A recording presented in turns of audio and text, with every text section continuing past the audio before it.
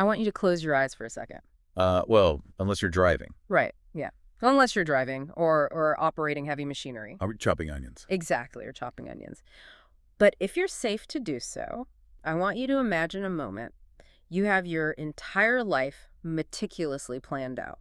We all do this, right? We do. We build these incredible illusion of control sand castles. You know exactly what your career trajectory looks like. You know what city you're going to live in. You've got the corner office in your sights. The high-powered partner, the precise, optimized routine of a life you've built brick by brick. And then the phone rings. And everything changes. In the span of a single breath-stealing conversation, that meticulously planned life is completely derailed. Not by a natural disaster, not by financial ruin, but by something much heavier, something much more intimate. It's terrifying to even think about. It really is. What happens when you choose the people who actually hold your heart needs you more than the life you've built? It's that classic collision, isn't it? Yeah. You have the life you mapped out on a vision board, Right. the one that looks fantastic on a LinkedIn profile, and then you have the messy, unscripted reality of the life that actually matters. Mm-hmm. And the friction between those two lives is exactly what we are pulling apart today. Welcome to today's deep dive. We have an incredibly emotional, richly layered journey ahead of us. We really do. Today, we are immersing ourselves in the pages of Maybe It's Fate. It's a contemporary novel by the phenomenal Heidi McLaughlin. And for those of you who follow contemporary romance or women's fiction, you probably know her work. Oh, absolutely. She wrote Forever My Girl in the Beaumont series. She is a New York Times, Wall Street Journal, and USA Today bestselling author. And she has this absolute, almost surgical gift for wringing every single emotion out of her readers. Surgical is the perfect word. We've got a massive stack of sources today. The text of the novel itself, excerpts, author background, and our own extensive analytical notes. We need them too. Yeah, to really pull apart the mechanics of how this story works on a psychological and literary level. And our mission for this deep dive is crucial. We aren't just going to give you a straightforward plot recap of a romance novel. Yeah, that would be doing a massive disservice to the heavy lifting McLaughlin is doing here. Exactly. Today's mission is to deconstruct how an author weaves together the incredibly heavy, devastating reality of terminal illness with the hopeful, uplifting structures of second-chance romance and found family. It's a tough balance to strike. It really is. We're going to explore how McLaughlin uses thematic parallels, brilliant character foils, and the microscopic dynamics of small-town life to craft a story that is fundamentally about grief. About profound sacrifice. Yes, and about the kind of unexpected love that only arrives when you've lost almost everything else. Okay, let's unpack this, because I want to start right at the very beginning. The way this book opens completely caught me off guard. It's not what you expect at all. Not at all. We start with a prologue, but it's not the typical prologue you might expect from a romance or women's fiction novel. We are thrust back in time. To a very specific vulnerable age. Right. We meet Miriam, who goes by Miri, and she is 17 years old. She is lying in the tall grass, staring up at the sky. And her reality has just been entirely shattered. She's pregnant. She is pregnant. The boy she was in love with, the classic bad boy everyone warned her about, the one who promised her the world, has just abandoned her. And his reasoning is just brutal. It's so callous. He basically tells her he has bigger dreams than working a 9-to-5 job to buy diapers. Which is such a common, heartbreaking teenage reality. Yeah, and to make matters infinitely worse, Miri's parents are deeply religious. They have essentially drawn a line in the sand. They refuse to accept her. Exactly. They refuse to accept or support her unless she gives the baby up for adoption. So she is 17, entirely alone, and her world is collapsing. Looking at the subtext here, McLaughlin is using this prologue to immediately subvert our expectations of the genre. How so? Well, typically, in a romance novel, the focus is squarely on the romantic couple from page 1, right? The soulmate connection is established between the romantic leads, even if they are enemies at first. Oh, true. You're waiting for the meet cute. Right. But here, the core, unbreakable soulmate relationship established in the prologue is entirely platonic. Miri isn't alone in that grass. No, her best friend is there. Her best friend, Antonia Toni, is lying right beside her. They are holding hands, looking at the clouds. And Miri describes the clouds as looking like mounds of cotton balls floating off to someplace better. It's an incredibly cinematic, grounding image. It really is. It feels so vivid, like you can smell the grass and feel that specific suffocating weight of a teenage crisis. But then, in that moment of absolute despair, Tony makes a promise. The pact. The pact. She promises that they will be spinsters together, they will buy an old farmhouse on a dirt road, get a goat so they don't have to mow the lawn, and keep barn cats to chase away the mice. It's such a beautifully specific, naive, but earnest teenage dream. And most importantly, Tony vows that she will always be there and that she will take care of Mary's baby if anything ever happens to her. What this signals to the reader is the establishment of a loyalty that transcends the typical bounds of friendship. This is the future spinsters of America pact, but elevated to a matter of survival. It's not just playing pretend. Exactly. It taps into this very real, historically documented sociological phenomenon where marginalized people or individuals rejected by their biological families form these intense, life-saving chosen families. Because they have no one else. Right. Tony isn't just offering a shoulder to cry on. She is offering an alternative future. She is rewriting Miri's apocalyptic narrative in real time. And the foundational theme really gets cemented right after they get up from the grass. Tony drives Miri, and the text specifically notes she drives very slowly, treating Miri like precious cargo. Which is such a great detail. It is. She drives her to Tony's house to talk to Tony's mother, Carmela Bernardi, and the contrast here is just night and day. Oh, 100%. Miri is terrified of the disappointment she expects to face, because that's all she's gotten from the adults in her life so far. But what does Carmela do? She doesn't lecture her. Not at all. She sits them down at her dining room table, the one with the delicate crochet tablecloth from Italy, brings out fresh cookies and milk. And when Miri confirms she's pregnant, Carmela immediately pulls Miri out of her chair and holds her. She just cradles her. Yeah. She offers her a place to stay and unconditional support. Let's connect this to the bigger picture. That moment with Carmela is the thematic anchor of the entire narrative. McLaughlin is drawing a massive, bold line under the concept of biological family versus chosen family. It's the starkest contrast imaginable. It really is. Miri's biological family discards her when she doesn't fit their rigid, conditional image of perfection. Tony's family, her chosen family, wraps her in a blanket of absolute, unconditional acceptance. And this isn't just a sweet, sentimental backstory to give the character some flavor. No, it is the vital architectural foundation of the book. Right, because if you don't buy that bond in Chapter 1, nothing that happens in Chapter 20 works. Exactly. When we see Tony make massive, life-altering sacrifices later in the book, it is completely believable to you, the listener. Because you saw it. Because you saw the bedrock of that loyalty poured when they were 17. You saw it tested in the fire of their adolescence. If McLaughlin hadn't included this prologue, Tony's later actions might seem, I don't know, almost martyrdom-esque or unrealistic. Like she's just being a saint for no reason. Right. But because we saw the grass and we saw Carmela's kitchen table, we understand that Tony owes Miri her life, just as much as Miri owes Tony hers. That absolute unconditional safety Miri finds at 17 is the exact thing Tony has completely stripped from her own adult life. Which brings us to the present day. It does. We jump from that tender, quiet moment in the past to a high-stakes, hyper-corporate reality. Tony is no longer a teenager dreaming of dirt roads and goats. Far from it. She is a high-powered senior consultant in Boston. She works for a firm called Caldwell and Crest. She is, in the words of her best friend Miri, a corporate pirate. A corporate pirate. I love that phrasing. It's so good. She steps into failing, distressed companies, restructures them, and sells off the pieces. She lives in a sterile high-rise. She wears power suits. Such a shift. I have to ask, Tony's job as a corporate pirate feels so hyper-specific.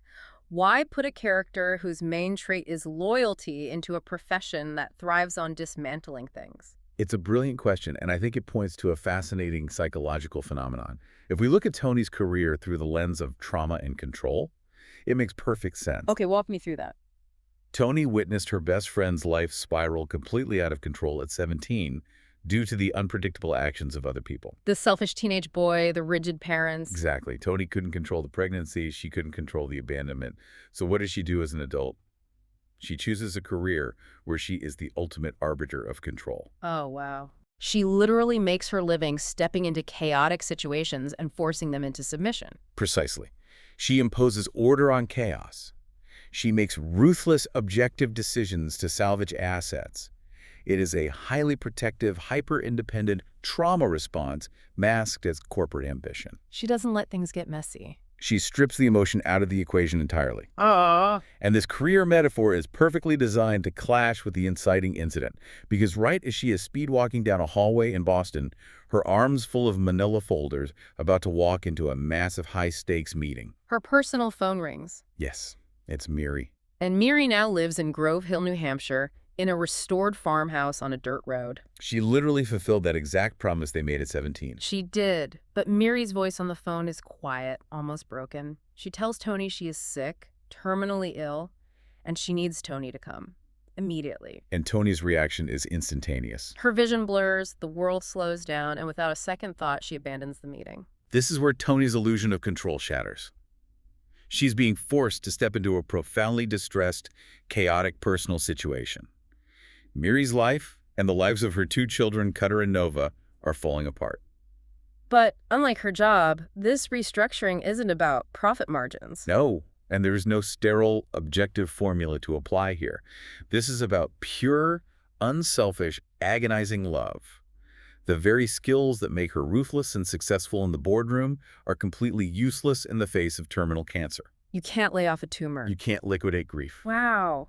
And nothing highlights that contrast, that utter failure of the corporate mindset in the face of human tragedy, more than the introduction of Brendan Caldwell. Oh, Brendan. Brendan, he is Tony's boss at the consulting firm, but he is also her boyfriend of 4 years. Which is already a messy dynamic. Right. And when Tony steps out of the glass-walled conference room to take Mary's call, Brendan follows her into the break room, and his reaction is just, it's viscerally upsetting. It really makes your blood boil. When Tony says her best friend is sick and she has to leave right now, Brendan rolls his eyes.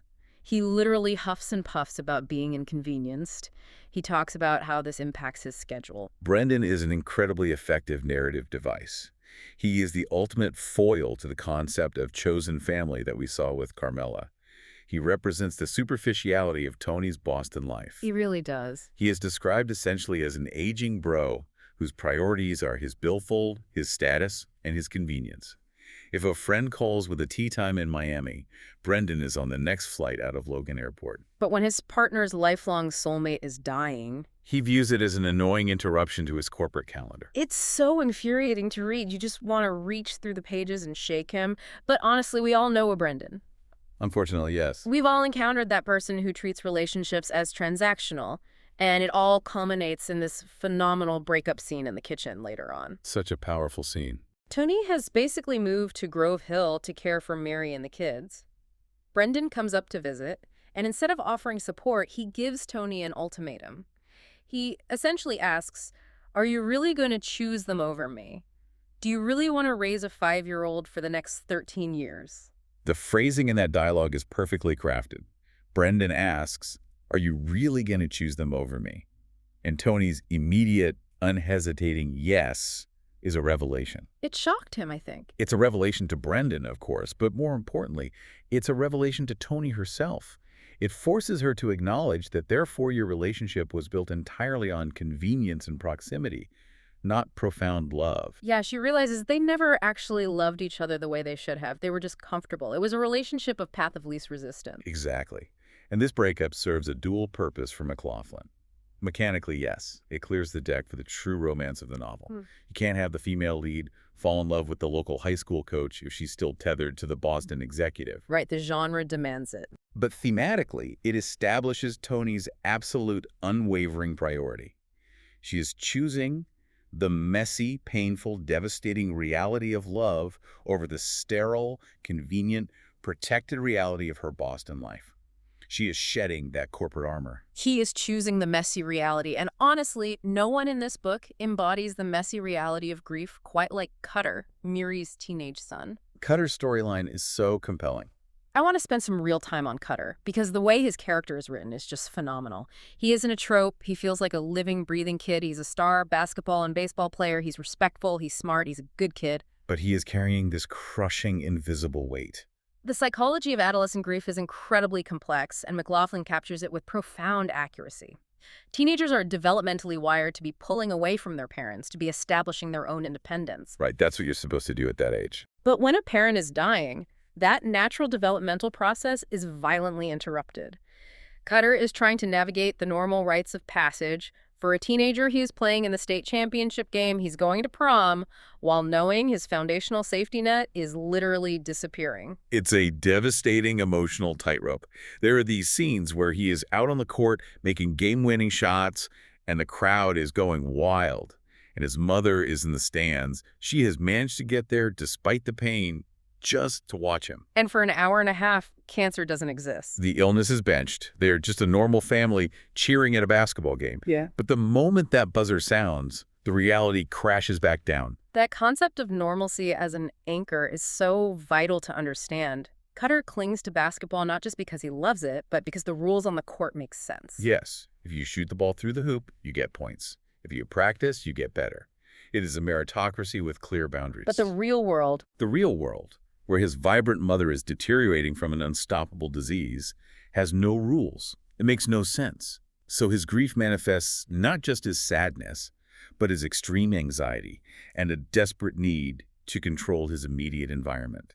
which perfectly explains his deep, paralyzing fear of displacement. After he overhears Brendan talking about sending him to boarding school because, again, Brendan is the worst. Truly the worst. Cutter completely spirals. He is terrified that Tony is going to force him to move to Boston, ripping him away from everything he knows. He doesn't want to leave his girlfriend, Eleni. He doesn't want to leave his best friend, Flynn. It gets to the point where Flynn actually offers to let Cutter live with him until they graduate so Cutter doesn't have to leave Grove Hill. It's heartbreaking. You have this teenager basically trying to orchestrate his own foster care because he's so terrified of losing his home on top of losing his mother. He is pre-grieving his entire life. Pre-grieving, yeah, that's exactly what it is. And McLaughlin uses Cutter's situation and his position on the basketball team to introduce one of the most masterful thematic parallels in the entire book. You're talking about the subplot with Mullick. Yes. Yeah.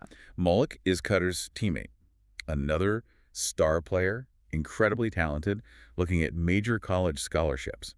And in the middle of this championship run, Malik gets his girlfriend, Janelle, pregnant. They are teenagers. It is the exact same inciting incident that derailed Miri's life in the prologue.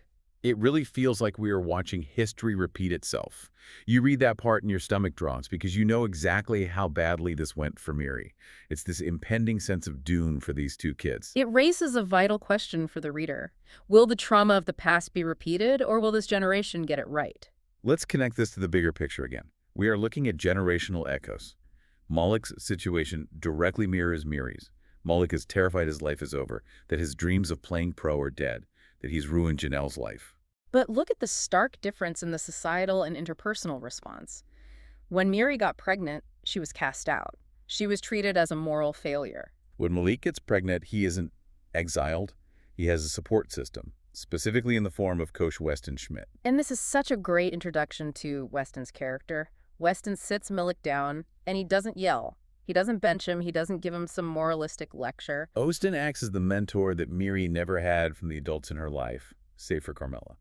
Weston tells Malik his life isn't over, it's just changing direction. And he doesn't just offer platitudes, he actively helps him problem solve. This is where McLaughlin grounds the story in modern socioeconomic realities. Weston plans to talk to Lee Waters, the owner of the local Ridgeview diner, to get Malik a flexible job so he can earn a decent paycheck while still playing sports. He even brings up NIL deals, name, image, and likeness. I thought that was such a smart inclusion. It is brilliant because it roots the story firmly in the present day. Weston shows Mullick a pathway to market himself as a college athlete, to provide for his new family without sacrificing his future. He forces Mullick to write down detailed notes so he can go to his own father with a solid, mature, actionable plan. This subplot is incredibly vital because it shows the listener the profound healing power of mentorship and community. It proves that the cycle of abandonment can be broken. Miri's tragedy doesn't have to be Malik's tragedy. It really weaves the past and the present together so seamlessly. And as you said, it perfectly introduces us to the core of who Coach Weston Schmidt is. Weston is the romantic lead of this book, but he is completely antithetical to the kind of romance heroes we used to see dominating the genre a decade ago. You're referring to the alpha billionaire archetype. Exactly. The Christian Greys, the brooding CEOs with fleets of private jets who solve every problem by throwing money at it or demanding submission. Weston is not that guy. No, not at all. He is a high school coach and a teacher. He's a former professional baseball player whose career ended prematurely due to a severe injury. And he's a divorced guy living in a small town. His backstory is incredibly telling regarding his values. He was married to his high school sweetheart, Brianna. When his baseball career abruptly ended, Weston realized he was actually okay with it. He didn't spiral. Right. He wanted a quiet life in a small town. He wanted to settle down, teach, maybe have a family. But Brianna wanted the glamorous life, the big city, the spotlight, the travel, the wag lifestyle. So she left him. She left him. She is now married to a pro basketball player, living the exact life she wanted. And Weston is perfectly content in Grove Hill. He is the literal antithesis of the fast-paced, status-obsessed life Tony is used to in Boston. And the way the romance develops between Tony and Weston is just a masterclass in pacing. Miri is actively dying. Tony is drowning in grief and logistics. It would feel incredibly inappropriate, almost jarringly offensive, if Tony and Weston suddenly launched into a passionate whirlwind, rip each other's clothes off romance. This is where we see the execution of what romance readers call the safe harbor trope. And McLaughlin executes it flawlessly. The safe harbor hero isn't a whirlwind. He is a grounding force. Weston doesn't enter the narrative as a sweeping romantic conqueror. He enters through acts of service. It is the ultimate show don't tell of his emotional intelligence. Yes. The porch scene. Tell me about the porch scene. Weston sees that the porch of the farmhouse is broken. Now, a billionaire hero would just hire a crew of contractors to fix it while the heroine was sleeping. Or just buy them a new house. Right. But Weston doesn't just fix it himself either. He invites Cutter to help him fix it. This is so deliberate. He is giving Cutter a distraction, a safe male role model, and a physical, constructive outlet for his grief. He is fixing the physical structure of the house while simultaneously tending to the emotional structure of the family. And he does all these little things. He brings pizza so Tony doesn't have to cook. He takes 5-year-old Nova and his dog, Scout, for walks to give Tony an hour of silence. He is quietly, consistently making their lives easier. But Tony is so resistant at first. She actively tries to avoid him. She literally tells her friend she thinks she's bad luck. Tony's resistance makes complete psychological sense. She technically still had a boyfriend, Brendan, when she first met Weston, so she feels a level of guilt, even though Brendan was awful. More importantly, she feels like her life is radioactive. She's living in the epicenter of a tragedy. The trauma response we discussed earlier, her need for control, makes her push away anyone who tries to help. Because accepting help means admitting she can't control the situation. She feels her life is too broken to invite anyone else in. But Weston's defining characteristic is his absolute, immovable patience. He isn't intimidated by her chaos. There's this beautiful, quiet moment where he explicitly lays out his intentions. He doesn't play games. He says to her, "I'm sure of this. The way we effortlessly connected, the way we fit together. I'm patient. I'll wait for you to catch up." What's remarkable about that declaration is the complete lack of pressure. He promises that even if she doesn't catch up, even if she never views him romantically, he will still be the guy who fixes porches, drives kids to tournaments, and sits in hospital waiting rooms. He offers her unconditional friendship with the door open for romance. Brendan demanded Tony prioritize him. Weston simply stands beside her and helps her carry the load. He dismantles her need to be the hyper-independent fixer by proving that he won't break under the weight of her reality. It's swoon-worthy, honestly, because it's so real. It's the romance of someone doing the dishes without being asked. It really is. But the narrative doesn't let us stay in that warm, fuzzy place for long. The reality of the premise eventually catches up. Miri passes away. And the way McLaughlin writes the aftermath, the anatomy of that grief, is just... it takes your breath away. It isn't glossed over. The emotional weight of Miri's final moments is profoundly heavy. She has this final conversation with Cutter, where she makes him promise to continue being the best big brother to Nova. She tells him she will always be with him, pointing to his heart and his head. It's a moment of devastating finality, but also a literal passing of the torch. Miri is trusting the people she loves to carry on without her.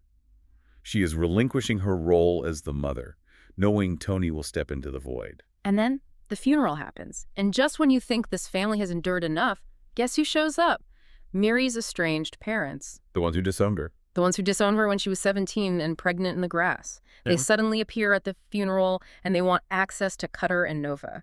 Not because they have been struck by profound regret and love, but because they want to save face with their church friends. It's unbelievable. They want to be able to play the role of the grieving grandparents and say, well, we tried. It is infuriating. It is classic narcissistic family dynamics, and it serves as the final crucible for Tony's character arc. This is the moment Tony transitions fully from the role of best friend to the fierce, protective matriarch. Now, legally, she has the guardianship locked down. She is smart. She's a corporate consultant, after all. She hired a lawyer before Miri even passed to ensure there would be an ironclad will and no legal contest.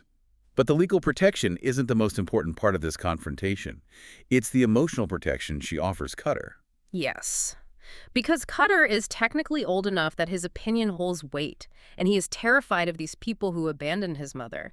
The advice Tony gives Cutter in the aftermath of the funeral is an absolute masterclass in parenting and boundary setting. She sits him down, and she tells him that he dictates the terms of any future relationship with his grandparents. It is a phenomenal moment of cycle breaking.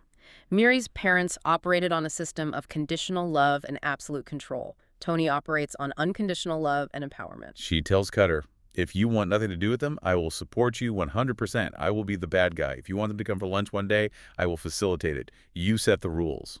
It's so powerful because Cutter's entire world has just been dictated by cancer.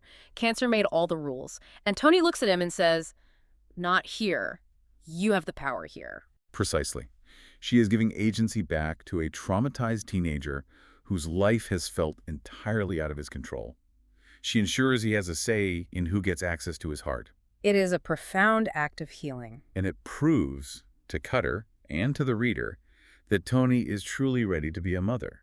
She isn't just managing their logistics. She is nurturing their psychological well-being.